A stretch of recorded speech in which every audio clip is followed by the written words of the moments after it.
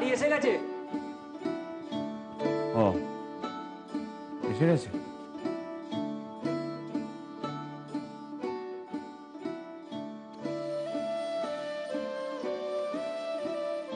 ওই গো,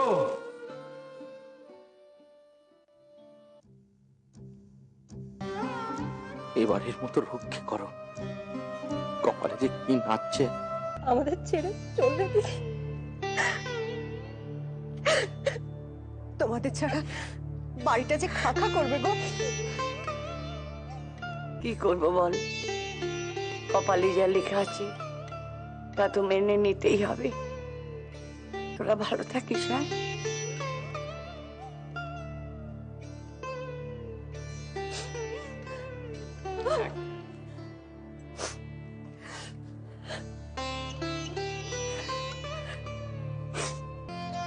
সে কোন ছোটবেলায় বাবা মারা যাওয়ার পর থেকে তো আপনারা পাড়া প্রতিবেশীরাই ভরসা, আপনারাই আত্মীয়ের মতো। কিন্তু ভুল ত্রুটি করে থেকে ক্ষমা করে দেবে। বলো কি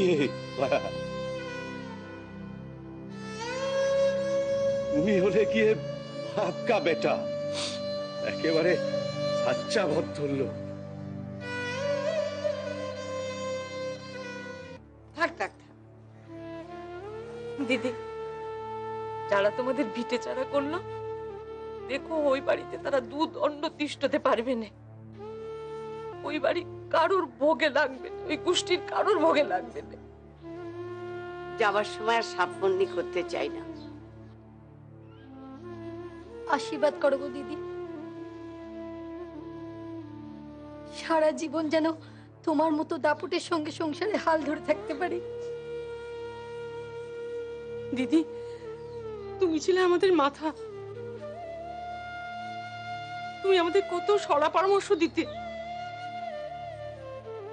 তুমি চলে গেলে কে আমাদের বুদ্ধি পরামর্শ দেবে দিদি? যখনই দরকার হবে চলে যাবে আমার বাড়িতে। সেখানে তো নতুন গিন্নিদের দল, সেখানে কি আমরা কোনো কদর পাবো?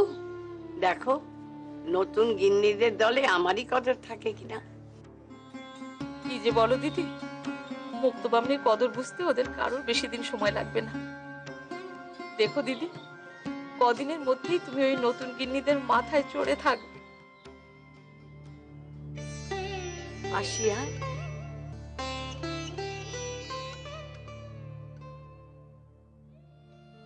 আরে নতুন বউকে নিয়ে রাস্তার মধ্যেখানে দাঁড়িয়ে রইলি কেন? চল।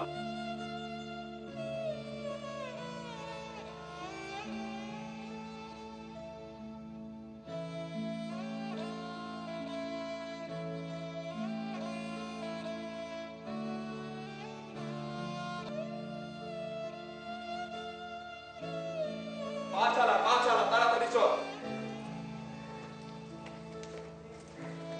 দেখে নোংরা আসে। কিরে শুভ, তোর মা গিয়েছিল গুরু বাড়ি, একেবারে ছেলের বউ বাগিয়ে ফেললো। কই দেখি দেখি মুক্তবামনি কেমন বউ এনেছে।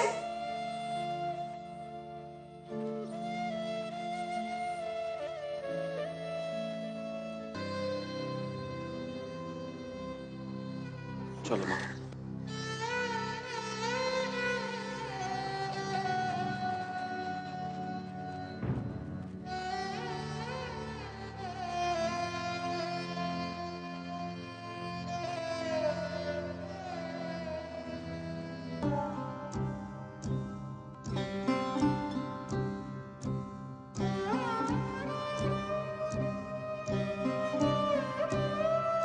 চলো গো, চলো।